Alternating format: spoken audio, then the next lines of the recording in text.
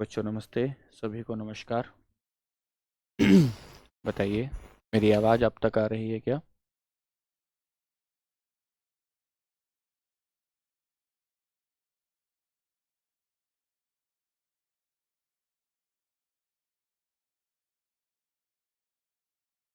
Shivendra Vishwakarma, Ram Ram sir. Rakesh भाई hello. निशा Yadav good evening. Aman Kumar नमस्ते। मोहित नमस्ते। Shubham good evening.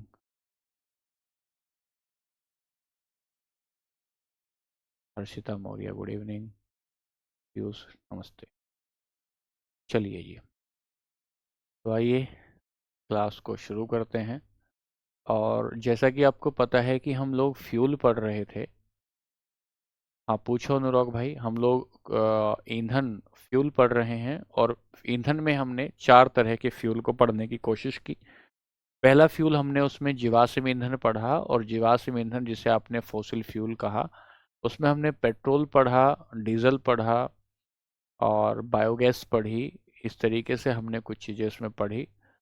प्राकृतिक गैस, बायोगैस नहीं, नेचुरल गैस उसमें पढ़ी। फिर हमने जैविक ईंधन पढ़ा, तो जैविक ईंधन में हमने बायोगैस को सबसे पहले पढ़ा। फिर वहाँ से आगे बढ़े तो हमने कुछ और ईंधन के प्रकार देखे। और आज की क्लास में हम लोग उसी ईंधन चैप्टर को पूरा करेंगे। एक तो बात ये है। और दूसरा एक टॉपिक आता है पॉलीमराइजेशन, जहाँ से एसएससी में एक दो बार सवाल पूछा गया है, जिसे बहुलीकरण कहते हैं। पॉलीमराइजेशन कहते हैं। फिर हम लोग उस क्लास को आगे से देखेंगे। ठीक है। तो हम लोग कल बायोगैस को पढ़ रहे थे, और वहाँ से आगे चलेंगे हम लोग। तो मैंने जैसे कि आपको बताया था, पिछली क्लास में आपको समझाया था कि हम लोग ईंधन ईंधन या फ्यूल पढ़ रहे हैं। ईंधन या फ्यूल पढ़ रहे हैं, ठीक है। और ईंधन और फ्यूल में हमने चार प्रकार के फ्यूल आपको पढ़ाने की बात की थी। कि एक तो हम आपको फॉसिल फ्यूल पढ़ाएंगे। एक हम आपको बायोफ्यूल पढ़ाएंगे, जैविक ईंधन पढ़ाएंगे। और फिर एक आपको मैन मेड फ्यूल पढ़ाएंगे। मानव निर्मित ईंधन मैन मेड फ्यूल है। और यहाँ से फिर आगे आपको पढ़ाएंगे आणविक, मोलिक्यूलर फ्यूल कहते हैं, या एटॉमिक फ्यूल कहते हैं। एटॉमिक फ्यूल कहते हैं। एटॉमिक फ्यूल कहते हैं। ठीक है। एटॉमिक फ्यूल कहते हैं। ये बात केमिस्ट्री में बताई जाए, उसमें बायो के सर बताएंगे भाई, मुझे इसकी जानकारी नहीं है अनुराग भाई। ये मैंने आपको पढ़ाया, फिर हमने ये पढ़ाया। फिर आज हम लोग मैनमेड फ्यूल पर चलेंगे। जब हम मैनमेड फ्यूल पर चलते हैं तो ध्यान दें जरा। यहां से एक सवाल आपकी परीक्षा में आया हुआ है, इसलिए इस टॉपिक को मैं ले रहा हूं। मानव निर्मित ईंधन, कि मानव भी कुछ कुछ मिला के कुछ कुछ करता रहता है, और ईंधन को बनाने में वो जो करता है उसे मानव निर्मित ईंधन कहते हैं। मानव निर्मित ईंधन कहते हैं। मानव निर्मित ईंधन कई प्रकार के हो सकते हैं। उनमें से पहला, कल की क्लास में कुछ भी समझ में नहीं आया? अच्छा, सबको समझ में आ रहा है, आपको नहीं आया भाई पीयूष? पहला कुछ भी जल्दी नहीं पढ़ाया है। पहला हम कहते हैं पहला हम कहते हैं जल गैस। जल गैस, इसे वोटर गैस भी कहते हैं, और इसे भाप अंगार गैस भी कहते हैं। और इसकी हिंदी देखोगे तो इसे भाप अंगार गैस भी कहते हैं। भाप अंगार गैस, जल गैस या भाप अंगार गैस भी इसे कहा जाता है। सवाल ये पूछा गया है चार ऑप्शन देके, कि जो भाप अंगार गैस बनती है ये किस किस के मिलने से बनती है। किस किस के मिलने से बनती है। ठीक है। और किस किस के मिलने से बनती है, तो सर जो भाप अंगार गैस बनती है, जब हम हाइड्रोजन को कार्बन मोनोऑक्साइड में मिलाते हैं। जब हाइड्रोजन हाइड्रोजन और कार्बन मोनोऑक्साइड में मिलाया जाता है, कार्बन मोनोऑक्साइड में मिलाया जाता है तो इससे बनने वाली गैस को जल गैस कहते हैं, जल गैस कहते हैं। ठीक है, जल गैस कहा जाता है। तो सवाल इस तरीके का पूछा गया कि जल गैस में कार्बन मोनोऑक्साइड के साथ और कौन सी गैस मिलाई जा सकती है या कौन सी गैस मिलाई जाती है। कल क्लास हुई थी भाई, क्यों नहीं हुई थी कल क्लास? कल को देखोगे आप, क्लास हुई थी। ठीक है, ये तो हुआ जल गैस के बारे में। दूसरा गैस होता है प्रोड्यूसर गैस। दूसरी गैस को लेंगे तो इसे कहेंगे प्रोड्यूसर गैस। इसे ऐसे भी लिखते हैं प्रोड्यूसर गैस। कल क्लास हुई थी भाई, वो थोड़ा सा मिस्टेक थी लिखने में, क्लास के टाइमिंग है। या इसे वायु अंगार गैस कहते हैं, वायु अंगार गैस कहते हैं। और हिंदी में, अंग्रेजी में ये ऐसे ही लिखते हैं,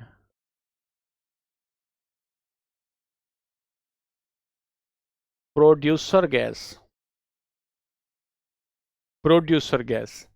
सर ये कैसे बनती है? जब कार्बन मोनोऑक्साइड में, शायद मैंने दूसरे बैच में बताया था, आपको नहीं बताया, कार्बन मोनोऑक्साइड में जब नाइट्रोजन मिलाती जाती है, कार्बन मोनोऑक्साइड में जब नाइट्रोजन मिलाती जाती है तो उसको हम क्या कहते हैं? उसे हम प्रोड्यूसर गैस कहते हैं।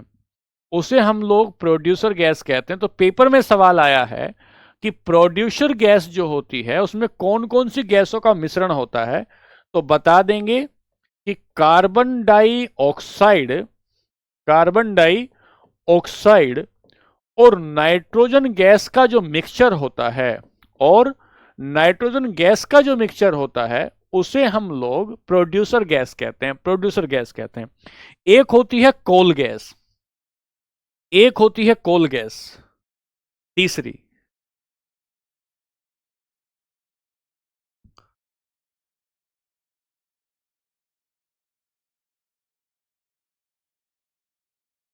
हिंदी में कोल गैस ही कहते हैं। ये जो कोल गैस होती है ये मिश्रण किस किस का होती है, ये सवाल आने की संभावना हो सकती है। तो इस कोल गैस में आपका मीथेन होती है, हाइड्रोजन होती है, CO2 नहीं, CO है भाई, CO2 नहीं, CO है, carbon monoxide, carbon monoxide, carbon monoxide.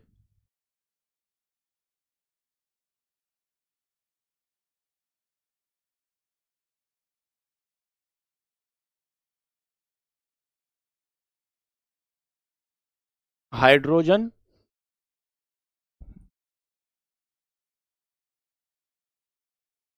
Methane और कार्बन मोनोऑक्साइड।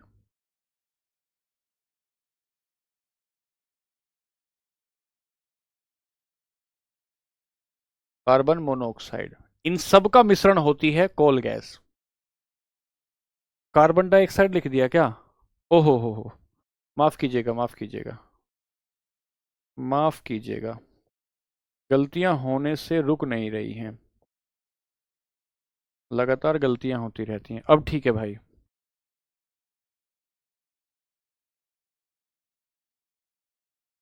इसमें ये लगभग 55%, ये लगभग 30%, ये लगभग 4%, बाकी अदर गैसेस होती हैं जिनको हमें नहीं पढ़ना है, जिनको हमें नहीं पढ़ना है। हाँ ठीक है, कर दिया हमने, ठीक। What was the first fuel use for man? तुम ही जानो भाई, क्या यूज हो सकता है मैन का? मैन के लिए ईंधन का क्या प्रयोग हो सकता है? हीट लेना है। सबसे पहला प्रयोग है, जब फ्यूल था, आग उसने जलाई तो अपनी त्वचा को गर्म करना है। इंग्लिश में भी लिखे हैं, इसमें इंग्लिश में हाइड्रोजन है, ये मीथेन है, कार्बन मोनोऑक्साइड है। अब लिखे ऑयल गैस चौथे नंबर पर।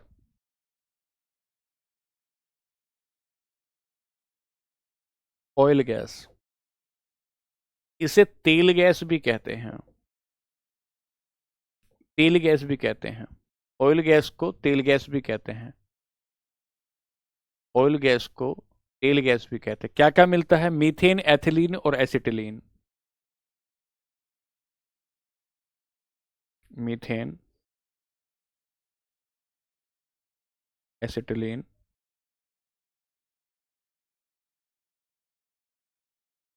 और एथीन।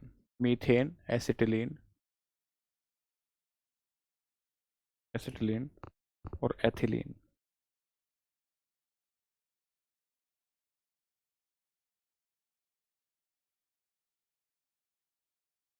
ठीक है, ये इनका परसेंटेज याद नहीं करना है, परसेंटेज याद नहीं करना है।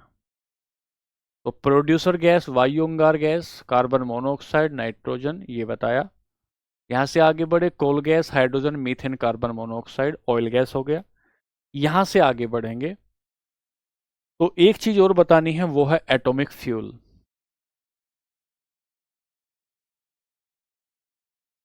एटॉमिक फ्यूल, इसे आणविक ईंधन कहते हैं। आणविक ईंधन कहते हैं। आणविक ईंधन, एटॉमिक फ्यूल दो प्रकार से बन सकता है। एक नाभिकीय विखंडन, नाभिकीय विखंडन की प्रक्रिया से, जहां एक नाभिक दो छोटे छोटे नाभिक में टूटता है। नाभिक तो अब आप जान ही गए हैं। और एक होता है नाभिकीय संलयन की प्रक्रिया से, दो छोटे छोटे नाभिक बड़े बड़े बन जाएंगे। न्यूक्लियर विखंडन होता है, एक न्यूक्लियर संयन होता है। न्यूक्लियर विखंडन होता है, न्यूक्लियर संयन होता है। तो न्यूक्लियर फिजन होता है और फ्यूजन होता है। इसको फिजन बोलते हैं।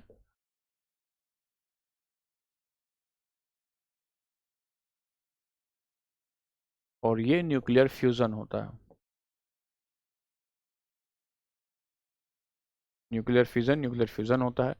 इसमें क्या होता है, इसमें एक बड़ा नाभिक टूटने के बाद दो छोटे छोटे न्यूक्लियस बनते हैं। जबकि इस कैटेगरी में, इसमें क्या होता है कि दो छोटे छोटे नाभिक, दो छोटे छोटे न्यूक्लियस आपस में जुड़कर एक बड़ा न्यूक्लियस बनाते हैं। जब आप यूरेनियम को तोड़ते हैं, यूरेनियम 235 को तोड़ते हैं, यूरेनियम 235 को तोड़ते हैं, तो यूरेनियम 235 को जब हम तोड़ रहे हैं तो उसमें से हीट निकलती है, रेडियो एक्टिव पदार्थ है। मैंने आपको बताया है कि रेडियो एक्टिव पदार्थ क्या होता है। रेडियो एक्टिव पदार्थ वो होता है, रेडियो एक्टिव पदार्थ वो होता है जिसमें कोई भी रेडियो, जिसमें जो न्यूक्लियस, आपका न्यूक्लियस है, उस न्यूक्लियस में न्यूट्रॉन, न्यूट्रॉन और प्रोटॉन का जो रेशियो है, न्यूट्रॉन और प्रोटॉन का जो रेशियो है, वो 1.5:1 में होता है। उसे रेडियो एक्टिव पदार्थ कहते हैं। आप पीछे से पढ़ के आए हैं, अपने नोट्स में देखेगा, वहां मैंने स्टेबल नाभिक पढ़ाया है कि नाभिक की स्थिरता कैसे होती है। तो जिनमें ये रेशियो हो जाता है, इस प्रकार का रेशियो हो जाता है, उनका नाभिकीय विखंडन होता है। नाभिकीय विखंडन होता है। जब हम परमाणु बम की बात करते हैं तो नाभिकीय विखंडन से बनाते हैं। जब हम हाइड्रोजन बम की बात करते हैं तो नाभिकीय संलयन से बनाते हैं। ये जो नाभिकीय संलयन है, ये प्रक्रिया कहां, हीलियम और हाइड्रोजन के मिल जाने से एनर्जी क्रिएट होती है। और सन पर जो एनर्जी क्रिएट हो रही है वो इस प्रकार की एनर्जी है, वो इस प्रकार की एनर्जी सन पर क्रिएट हो रही है। तो हम कह सकते हैं कि भारी तत्व टूटते हैं इसमें, इसमें लिखेंगे भारी तत्व छोटे तत्वों में टूटते हैं।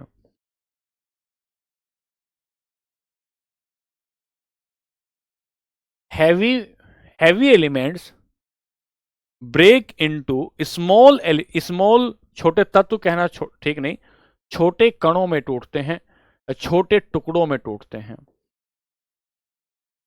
जैसे यूरेनियम हो सकता है,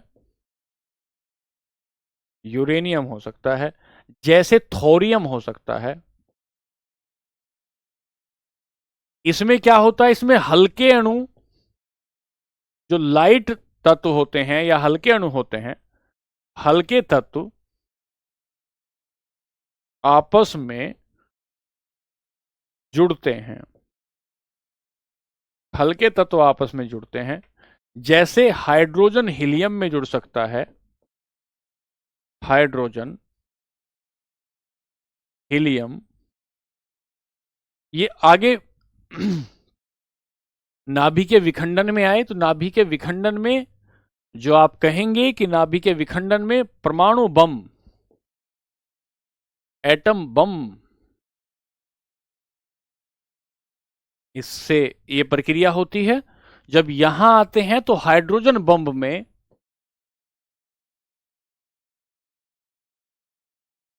ये प्रक्रिया होती है। छोटे नाभिक जुड़कर एक बनाते हैं, बड़े नाभिक टूटकर दो बनाते हैं। ठीक है जी, ये बात क्लियर हुई। चलिए अब हम आते हैं इससे आगे, एक शब्द आया है हीट वैल्यू। कल हमने पढ़ा था ना हीट वैल्यू, कल आपने देखा था ना हीट वैल्यू की। एक ईंधन की एक खास बात होती है जिसे हीट वैल्यू कहते हैं, और हीट वैल्यू का मतलब क्या था? हीट वैल्यू का मतलब क्या था? हीट वैल्यू का मतलब था कि 1 किलोग्राम में कौन सा ईंधन ऐसा है जो ज्यादा हीट देगा, तो उसे उसकी हीट वैल्यू कहते हैं। आज हम लोग क्या करेंगे, उसमें मान लिखेंगे। कुछ पदार्थ दूंगा मैं आपको, और पदार्थ का उसमें मान लिखेंगे। कहीं कहीं पूछा जा सकता है, लेकिन नोट्स पूरा होना चाहिए उस हिसाब से। तो लिखें उसमें मान,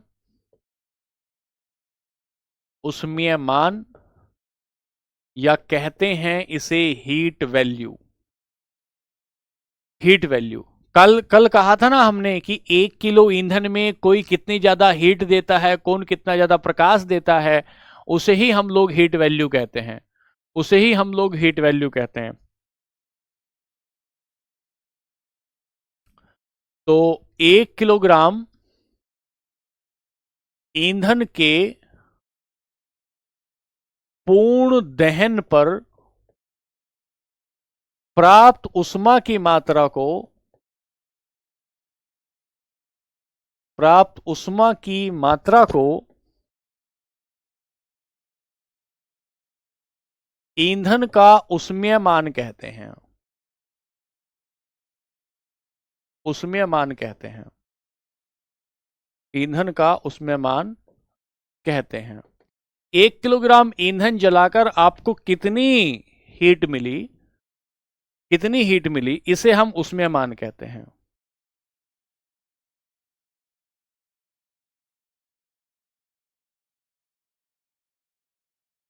heat produces after complete combustion of 1 kg fuel is called heat value। Heat value. अब हम यहां से क्या पढ़ेंगे, यहां से क्या पढ़ेंगे, हम इधर लिखेंगे पदार्थ,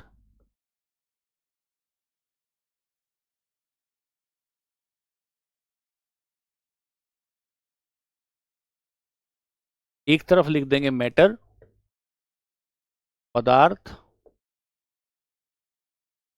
और इधर लिखेंगे इसकी हीट वैल्यू या उसमें मान, उसमें मान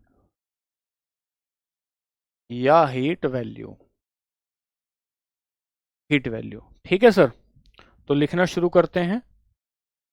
तो देखते हैं लकड़ी का कितना है, उपले का कितना है, और आपका मीथेन का, पेट्रोल का, डीजल का कितना है। तो देखते हैं। उपले का 6,000 से 8,000 होता है।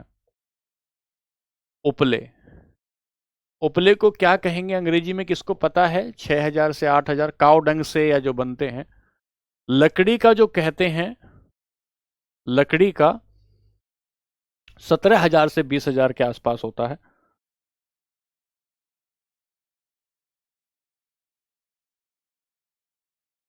20,000।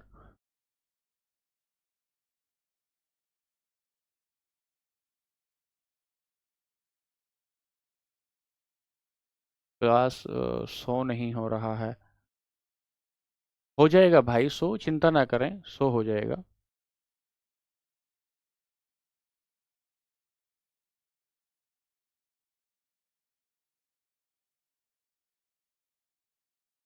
चलिए चलें आगे। लकड़ी के बाद थोड़ा और बेहतर ईंधन होता है कोयला। जिसका मान, उसमें मान 25,000 से 33,000 के बीच होता है। कोयले के बाद आप ले सकते हो इसमें पेट्रोल, डीजल और केरोसिन। नहीं, पेट्रोल और केरोसिन लेंगे पहले। पेट्रोल, केरोसिन, केरोसिन जो मिट्टी का तेल होता है, और एक और होता है कुछ, डीजल। पेट्रोल, डीजल और केरोसिन, इसका होता है 45,000। ये आपको क्यों याद करना है? सारा याद नहीं करना है, सारा याद नहीं करना है। ये उपले कह रहे हैं, उपले, जो काव डंग से घर में आजकल जिनकी काव डंग या डंग होता है, हाँ, ठीक है। फिर हम मीथेन, सीएनजी और एलपीजी का, मीथेन और सीएनजी 50,000, एलपीजी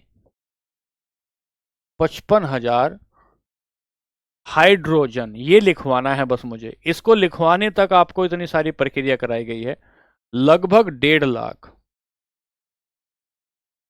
इतनी हीट निकलती है। हीट को किस में नापेंगे? जूल में मापेंगे, जूल में मापेंगे। हाँ, काओ डंग केक, आयुष कह रहे हैं, बिल्कुल। आजकल इनकी काओ डंग केक, बाकी तो आप सब जानते ही हैं। तो हाइड्रोजन में इसका जो यहां नोट करके एक बात लिखें, नोट करके एक बात लिखें कि हाइड्रोजन का उसमें मान सबसे ज्यादा होता है, इसीलिए इसको भविष्य का ईंधन भी कह रहे हैं।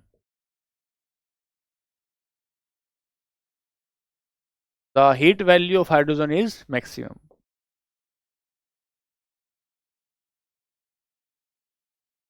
Heat value of hydrogen maximum. Heat value of hydrogen is maximum. इसमें से आपको हाइड्रोजन ही याद करना है, हाइड्रोजन ही याद करना है। विष्णु कह रहे हैं हमें हिंदी नहीं आता।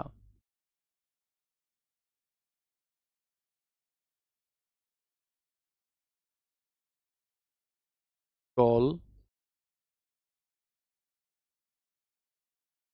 पेट्रोल,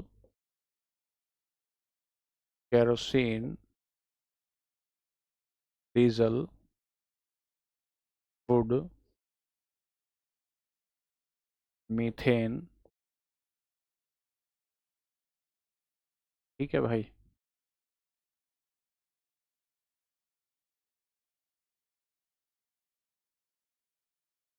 पीलफ, चलो काउडंग केक कहो, पीलफ कहो, वो टेक्निकल नेम हो जाएगा। एक भाई कह रहे हैं कितने दिन में खत्म हो जाएगी केमिस्ट्री? लगभग खत्म होने वाली है भाई। फिर आते हैं भविष्य के ईंधन। भविष्य के ईंधन, यहां से भी एक सवाल बनने की संभावना।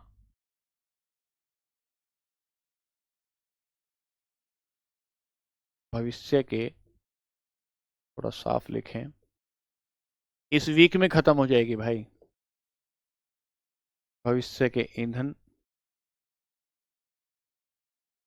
Fuels of future,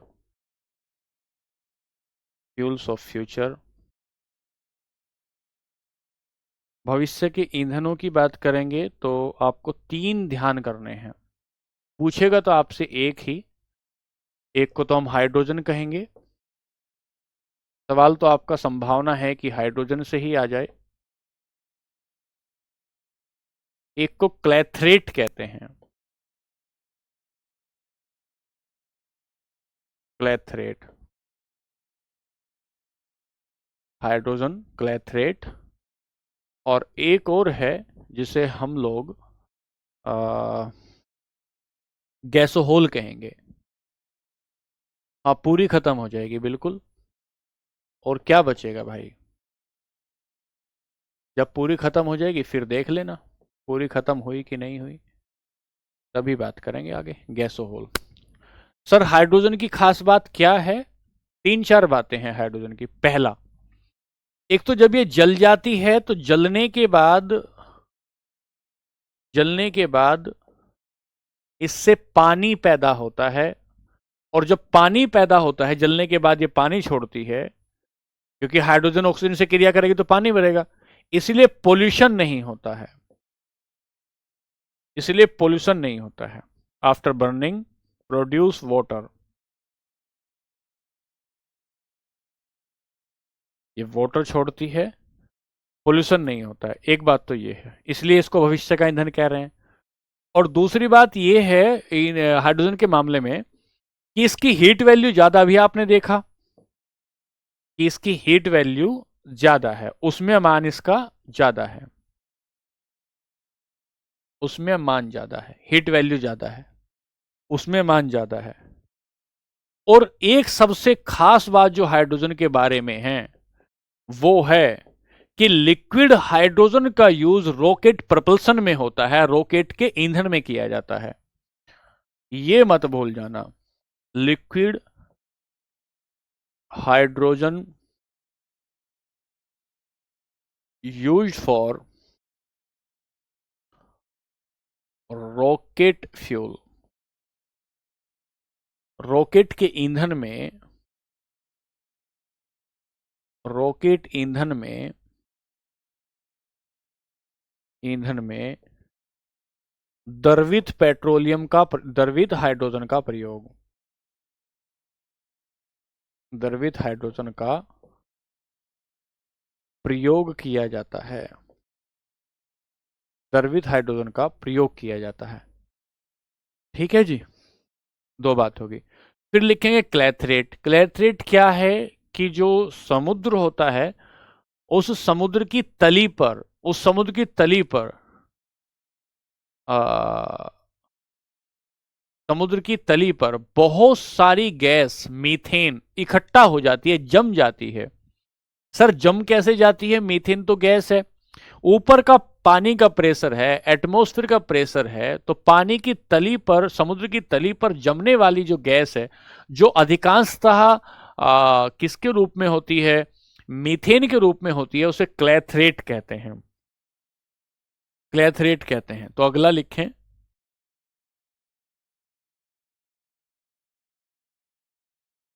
clathrate.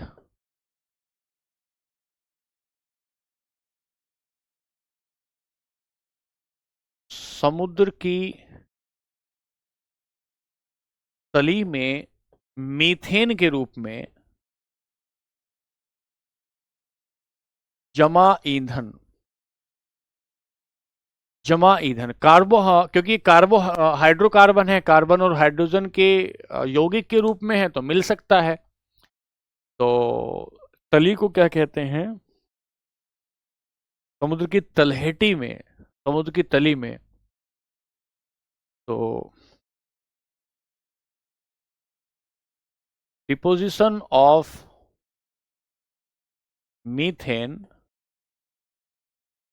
Under water in oceans या सी,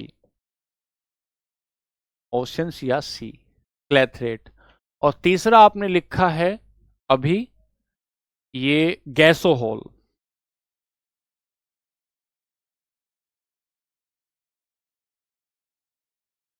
gasohol.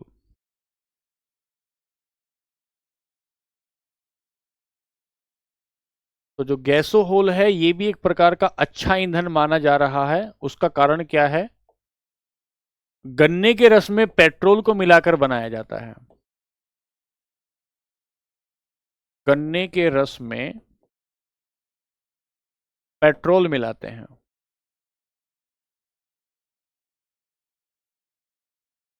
Juice of sugar cane plus petrol. मेरी मानना ऐसा है कि आपसे हाइड्रोजन से सवाल पूछा जाएगा। बॉटम कहते हैं, हाँ, ओशन बॉटम, बिल्कुल सही बात है। Water in ocean bottom, under water in ocean bottom, at ocean bottom, जो भी लिखो, थोड़ा मिस्टेक हो तो ठीक कर लेना भाई। ठीक है जी, ये बात हो गई। अब यहां से आगे चलेंगे तो हमें एक छोटी सी आपके लिए पीपीटी बनवाई है, चलें आगे? हाँ ठीक है भाई, बॉटम समझ में आया, आगे चलें क्या? चलें क्या, बताइए एक बार जल्दी से।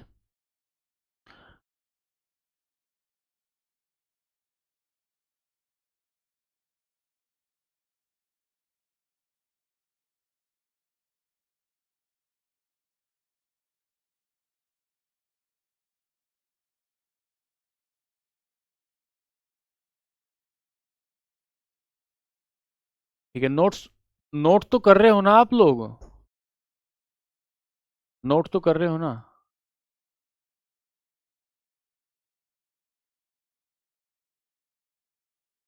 चलिए अब चलते हैं यहाँ। अब एक टॉपिक है हमारा पॉलीमराइजेशन। पॉलीमराइजेशन, सर पॉलीमराइजेशन क्या होता है, एक बार इसे समझें। पॉलीमराइजेशन जिसे हिंदी में बहुलीकरण कहते हैं, ये क्या होता है, क्या होता है। पॉलीमराइजेशन और किण्वन दो टॉपिक हैं। इसे फर्मेंटेशन कहते हैं, फर्मेंटेशन कहते हैं। जब सरल पदार्थ जो होते हैं, जब सरल पदार्थ आपस में जुड़कर जटिल पदार्थ बना लें, जब सिंपल एटम या मॉलिक्यूल, सिंपल मटेरियल या मैटर आपस में जुड़कर जटिल कॉम्प्लेक्स मैटर बना देता है तो उसे पॉलीमराइजेशन कहते हैं, पॉलीमराइजेशन कहते हैं। सर कैसे होता है, सर इथीन, इथीन एक प्रकार का हाइड्रोकार्बन है। अगर बहुत सारे इथीन एक जगह इकट्ठा हो जाए तो यह पॉलीथीन बन जाता है, यह पॉलीथीन बन जाता है। इथीन एक प्रकार का हाइड्रोकार्बन है। अगर बहुत सारे इसमें इथीन मिल जाए तो पॉलीथीन बन जाता है। सर एस्टर, एस्टर, एस्टर एक प्रकार का हाइड्रोकार्बन है। कई सारे एस्टर बन जाते हैं तो पॉलिस्टर बन जाता है, पॉलिस्टर बन जाता है। तो पूछेगा कि पॉलीथीन किसका बहुलक है, किसका पॉलीमर है, तो इथीन का। पॉलिस्टर किसका बहुलक है, तो एस्टर का। ऐसे किण्वन को हम आगे देखेंगे। किण्वन इसका उल्टा होता है।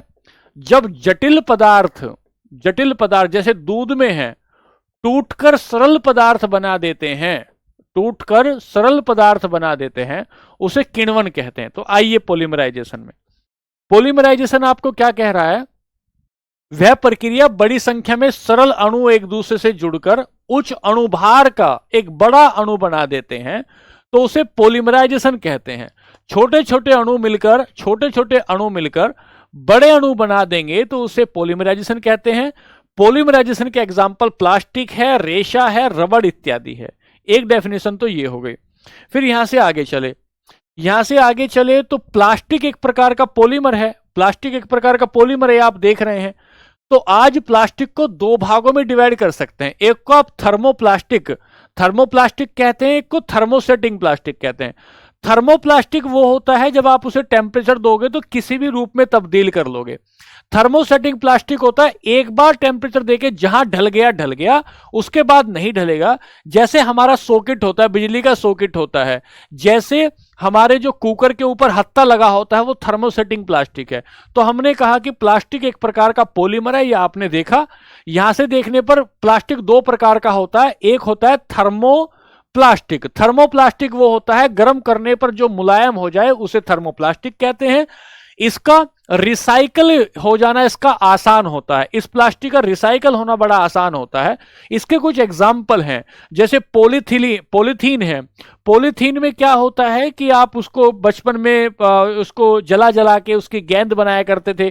पीवीसी होता है, पॉलीविनाइल क्लोराइड। ये जो हमारे घरों में पाइप होते हैं ना, जिसमें से हम तार निकालते हैं, छोटे छोटे पाइप लगे होते हैं व्हाइट कलर के, पीवीसी कहते हैं। टेफलोन होता है, टेफलोन वो है जिससे हम लोग आजकल बिना चिपकने वाले तवे आ गए हैं। हम कहते हैं कि वो चिल्ला बनाता हूं, अगर मूंग का बेसन का चिल्ला बनाता हूं तो चिपक जाता है। टेफलोन का तवा ले आइए तो वो नहीं चिपकेगा। तो थर्मोप्लास्टिक वो जो गर्म करने पर मुलायम हो जाएगा, जिसको रिसाइकिल करना आसान होगा। और उसमें से पॉलीथीन है, पीवीसी है, टेफलोन इत्यादि है। यहां से आगे बढ़ेंगे। दूसरा थर्मोप्लास्टिक है, गर्म कर दो एक बार, एक बार गर्म कर दो तो उसके बाद वो चेंज नहीं होगा, एक बार हो सकता है। इस तरह के प्लास्टिक पहली बार गर्म करने पर मुलायम हो जाते हैं, पिघलकर सांचे में ढाल दे सकते हैं, लेकिन कठोर होने के बाद दोबारा उनको पिघलाया नहीं जा सकता। कठोर, ये पीडीएफ आपको मिल जाएगी, कठोर होने के बाद दोबारा नहीं पिघलाया जा सकता। इसमें कौन कौन से हैं? बेकेलाइट है, बहुत खास है, बेकेलाइट है, वीटल है, ग्लिप्टल है। बेकेलाइट, वीटल और ग्लिप्टल। यहां से आगे चले, ये बेकेलाइट के एग्जांपल्स आपके फोटो दी गई हैं कि ऐसा ऐसा बेकेलाइट होता है। आजकल आप देख रहे हैं मार्केट में विभिन्न प्रकार के हमारे सामान रखने के जो चीजें, प्लास्टिक के बर्तन आ गए हैं, वो ऐसा है। फिर यहां से आए तो पॉलीथीन एक प्रकार का पॉलिस्टर है जो थर्मोसेटिंग प्लास्टिक है। क्या होता है, इसका यूज कहां करता है? देखिए, एथिलीन का बहुलक है, थैली में, सीसीओ में, ट्यूब में, पाइप बनाने में, आपको सब पता है, तार बनाने में, पैकिंग बनाने में पॉलीथीन का प्रयोग किया जाता है। फिर यहां से आगे बढ़े, टेफलोन बहुत खास है, टेफलोन बहुत खास है। ये कहां यूज होता है? इन कढ़ाइयों में टेफलोन यूज हो रहा है। देखिए, बिना चिपकने वाली, अगर आप इसमें तेल भी नहीं डालेंगे तो भी आपका ये जो सामान है बन जाएगा। इस गुण के कारण बहुत चिकना होता है, खाना पकाने में, नॉन स्टिक पैन, तवा, कढ़ाई आदि बनाने में बिना तेल के भी खाना पक जाता है और चिपकता नहीं है। टेफलोन कई बार परीक्षा में आपकी आ गया है।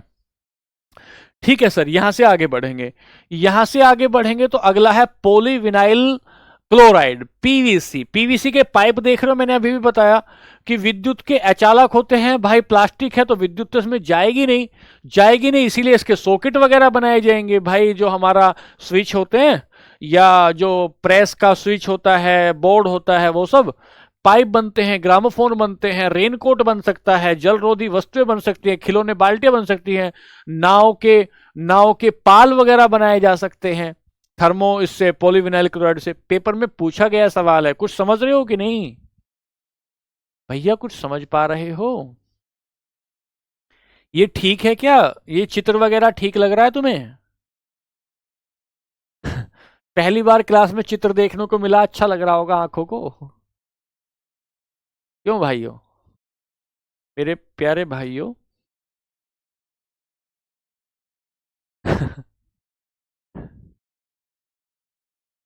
अरे कुछ बताओ तो सही।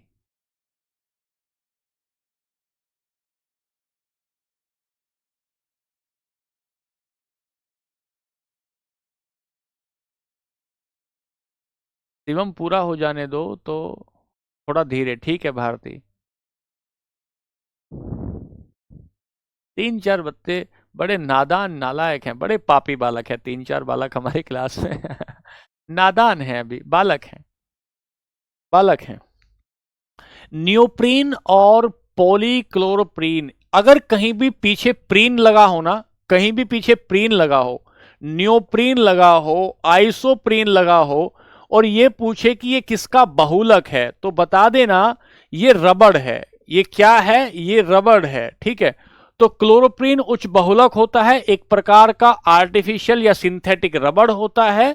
और क्या बनाने में यूज करते हैं, ऐसा देख सकते हैं आप, ये कितना बढ़िया सूट बनाया है। और ये आपका जो है मैट बना रखा है, रबड़ के जो मैट वगैरह बनते हैं, ये भी बन सकता है। ठीक है, चलिए।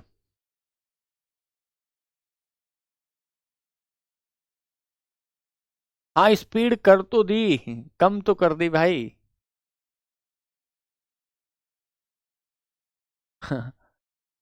एक बालक कह रहे हैं भगवान का रूप होते हैं बच्चे, आप बच्चों को गलत मत बोलिए। अरे क्या बोल दिया गलत भाई? आपको क्या गलत सही लग जाता है, हमें तो जानकारी नहीं है।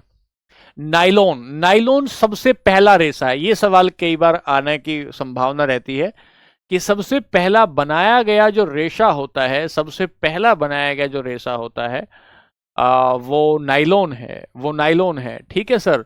इसका उपयोग जाल बनाने में, इस तरह की रस्सी बनाने में, पैरासूट बनाने में आदि में इसका यूज किया जाता है। तो नाइलॉन से भी पूछेगा। हाँ, नोट्स में लिख लेना। अरे ये पीडीएफ कहाँ की कहाँ रहेगी, अपने नोट्स में लिख लेना, इसको बना के नोट्स में इसको लिख लेना। अगला, यहां से आगे चले।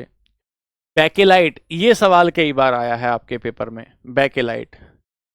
बैकेलाइट जो है, ये इससे मग बनाए सकते हैं, बाल्टी बनाई जा सकती है, इलेक्ट्रॉनिक के उपकरण बनाए जा सकते हैं। बेकेलाइट थोड़ा हार्ड होता है, थोड़ा हार्ड होता है।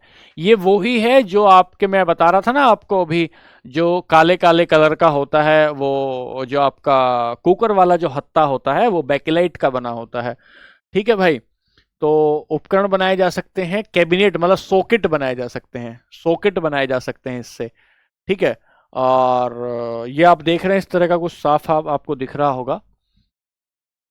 फिर यहां से आगे है रेक्सीन, कहते हैं ना चमड़े के जैसा होता है। रेक्सीन एक प्रकार का सिंथेटिक जो है लेदर होता है। सिंथेटिक लेदर होता है। एक लेदर तो है जो हम भाई इनसे अपने पशुओं से निकाल रहे हैं, और पशुओं से निकाल के उनका जूता और ये सब जो है बना रहे हैं, बेल्ट वगैरह। ठीक है, बना रहे हैं। तो वनस्पतियों से प्राप्त सेल्यूलोज से बनाया जाता है। सेल्यूलोज कहाँ मिलता है? सेल्यूलोज हमें पादप कोशिकाओं की सेल वॉल से मिलता है। पादप कोशिकाओं, जो पादप सेल होती है, जो प्लांट सेल होती है, उस पादप कोशिका की सेल वॉल से मिलता है, सेल वॉल से मिलता है, और उससे बनाया जाता है। फिर अगला है रेयोन। रेयोन भी बहुत खास है। रेयोन बहुत बारीक धागे बनाने के लिए इसका यूज किया जाता है। देख रहे हो ना, ऐसा ऐसा साड़ी वगैरह जो घर में होती हैं बड़ी चिकनी, रेयोन से, सेल्यूलोज से बने हुए कृत्रिम रेशों को रेयोन कहते हैं। तो रेयोन एक प्रकार का सिंथेटिक रेशा है, ये बात जरूर ध्यान रखना, सिंथेटिक रेशा है। और इसे बनाने के लिए हम लोग लकड़ी की लुगदी का, कागज का, सेल्यूलोज का प्रयोग करते हैं। और इससे कालीन भी बनाए जाते हैं, इससे कालीन भी बनाया जाता है।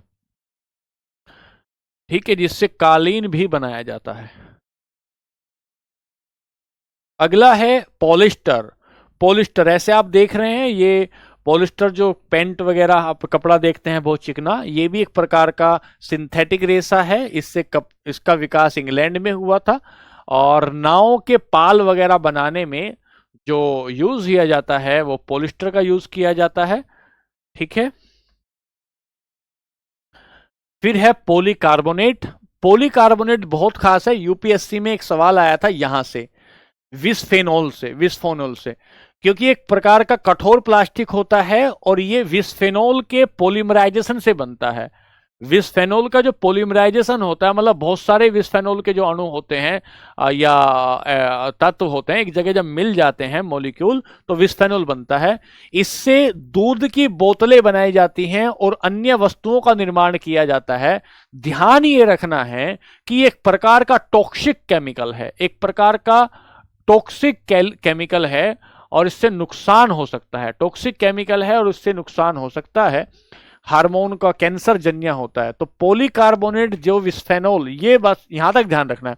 पॉलीकार्बोनेट, कार्बोनेट का पॉलिस्टर पॉलीमराइजेशन से बना है, और ये जो है विस्फेनोल रासायनिक इसमें पाया जाता है। यहां से आखिर ये देख लीजिए, ये सब क्या है? ये पॉलीकार्बोनेट है, ये पॉलीकार्बोनेट है, आप देख रहे हैं। पारदर्शी, जहां जहां पर थोड़ी ट्रांसपेरेंट चीजें बनाने की जरूरत पड़ती है, वहां वहां इसको बनाते हैं, ट्रांसपेरेंट चीजों में उसको बनाने की कोशिश की जाती है। ठीक है, बताइए, यहां तक बात समझ में आई क्या? तो आज की क्लास में इसको नोट कर लेना भाई ना, छोटा छोटा इसको नोट कर लेना है। और एक बार देखे तो आज हमने 1 घंटा कहाँ लगाया है अपना, इतना कीमती वक्त हमने अपना कहाँ कहाँ यूज कर दिया। तो सर हम यहाँ यूज करने आए, ईंधन पढ़ने आए थे। हाँ, वाटर बॉटल में भी ईंधन पढ़ने आए थे। जल गैस में क्या क्या होता है, प्रोड्यूसर गैस में क्या क्या होता है, कोल गैस में क्या होता है, ऑयल गैस में क्या होता है, न्यूक्लियर फिजन न्यूक्लियर फ्यूजन में क्या होता है, उसमें मान किस किस का कितना होता है, उपले का, लकड़ी का, कोयले का, कितनी कितनी इसमें हीट वैल्यू होती है, हाइड इन फ्यूचर के फ्यूल किसे किसे कहते हैं। और सर कैथोरेट एक भी, क्लैथोरेट भी एक प्रकार का ईंधन है, गैसोहोल भी एक प्रकार का ईंधन है। और फिर ये पॉलीमराइजेशन हमने पढ़ा। ऑक्सीजन की खोज गलत बताया है रीतिका, किसने की है? जोसेफ प्रोस्ट ने तो की है ऑक्सीजन की खोज, या किसी और ने की है? रीतिका किसने की है बच्चा? हमने क्या लिखा दिया है आपको बताइए।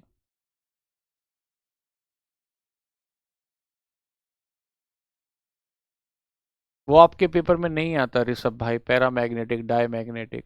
कोई सवाल फैक्चुअल डेटा आएगा तो उसको लिखवा देंगे, देख लेंगे कोई सवाल पूछा गया होगा।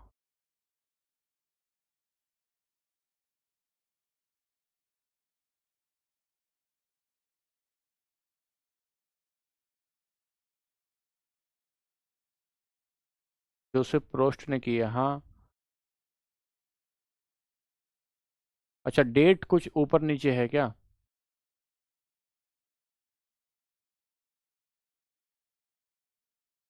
नहीं, रिएक्शन तुम्हारे पेपर में नहीं आती है। अच्छा, चेक कर लेंगे उसको भाई, रितिका उसको चेक कर लेंगे एक बार। हमने क्या लिखा है चेक कर लेंगे। ये जो अभी जो चल रहा है एसएससी के लिहाज से, ये सबसे खास है, ये बहुत खास है।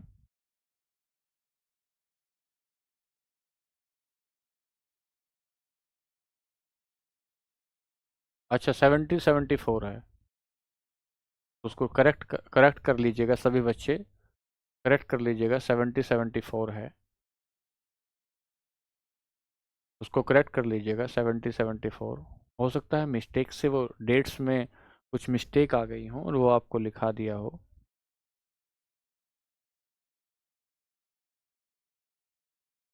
बैंकिंग के लिए बहुत ठीक है भाई, बैंकिंग में तो बहुत ज़्यादा पढ़ा दिया है।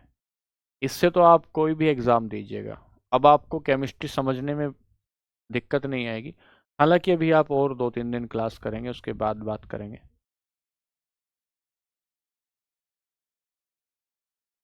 हम्म, ठीक है क्या? रेलवे कुछ हद तक दे सकते हैं, रेलवे की बहुत सारी पढ़ाई आपको करा दी है, बहुत सारी पढ़ाई आपको कराई है।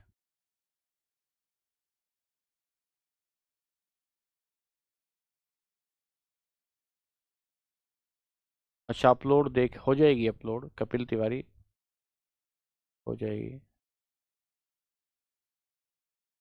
हिस्ट्री की क्लास का मुझे नहीं पता।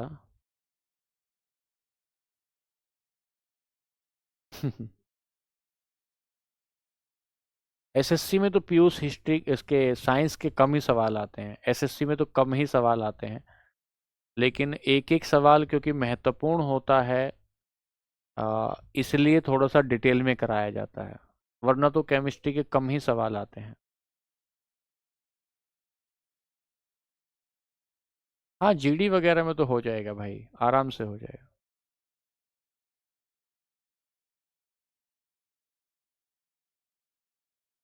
चलिए। हाँ, 2-3 सवाल आते हैं, और बायोलॉजी की भूमिका उसमें बढ़ जाती है। लेकिन इसलिए आपको क्लास दी गई हैं ताकि कोई और एग्ज़ाम भी आप देंगे या खुद से भी तैयारी करोगे तो।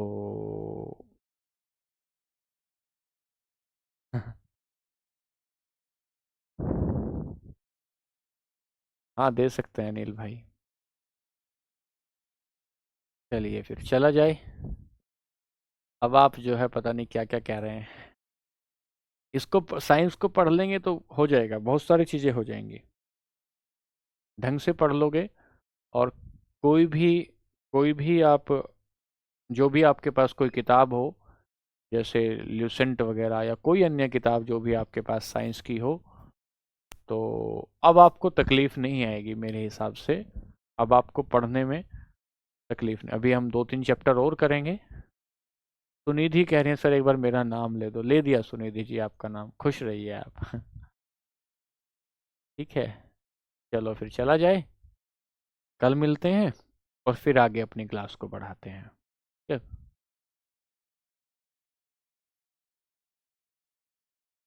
हाँ, अभिलेख नहीं, मैं सरकारी जॉब में नहीं हूँ अभिलेख भाई। चलिए फिर।